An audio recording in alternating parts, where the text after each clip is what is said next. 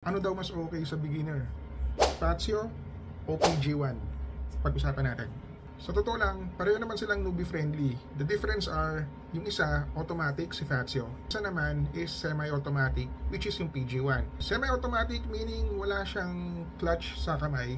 Pwede ka nang kumambyo directly without using yung clutch. Si Fazio naman, like all other scooters, twist and go lang. Kung i-weigh in mo talaga yung dalawa, mas newbie friendly talaga si Fazio. Pero if ever kung gusto mo mag-upgrade, mainam din gumamit ng PG1 kasi may cambio. Baka mamaya gusto mo magpalit ng mas malaking adventure motorcycle, magandang option si PG1 kasi parang ano yan parang training grounds mo para makapasok sa mga manual motorcycles. Kung sa tipid naman ng gasolina ang pag-uusapan, si PG1 ay gumagamit ng same engine as the Yamaha Sight. Yamaha Sight naman ay nakapagtala lang ng 147 kilometers per liter. Siyempre nakadepende pa rin yan sa road condition tsaka yung traffic. Kung dire-diretso kasi posible talagang mangyari yung 147 kilometers per liter. Pero to set your expectation, kaya siguro. Pero ililimit ko lang siguro yung sarili ko for about 50 to 60 kilometers per liter.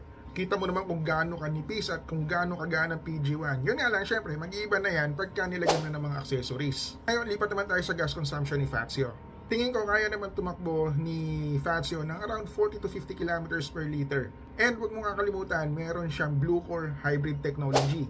Ano nga ba si Blue Core Hybrid Technology? Yan lang naman yung katangi-tanging scooter or sa Mio line ni Yamaha na merong hybrid capacity. Tinutulungan niya yung motor na makatipid by using electricity para sa arangkada ng motor. So instead of you consuming gasoline sa pag-arangkada, electric ang ginagamit ni Yamaha Fazio. Sa maintenance naman, syempre mas matipid ang maintenance ng manual or semi-automatic kagaya ni PG1 kasi si Fazio naka-automatic, ang CVT mas maraming kalikutin yan. Mas maraming upgrades para mapabilis ang takbo mo. Kung inaalala mo naman yung aggressiveness ng pagtakbo, parehong banayad lang manakbo yung dalawang yan. Hindi ka matatakot. And lastly, syempre, titingnan mo rin kung ano yung purpose mo. Mas importante ba sa iyo yung may lalagyan?